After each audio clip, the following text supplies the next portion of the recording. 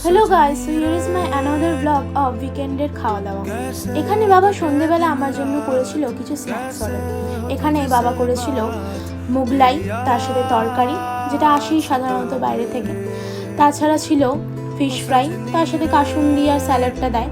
এগুলো আমরা খেলাম সন্ধেবেলা, যেটা খেতে বেশ সুস্বাদু লাগলো। তারপর ডিনারে ছিল একটা কম্বো, যেটাতে ছিল পোলাও, চিকেন, আর মায়ের জন্য যে কম্বোটা করা হয়েছিল ওটাতেও পোলাও ছিল, কিন্তু তার সাথে ছিল মাটন, যেটা আমি ভাগ পেয়েছিলাম, অবশ্যই খেয়েছি।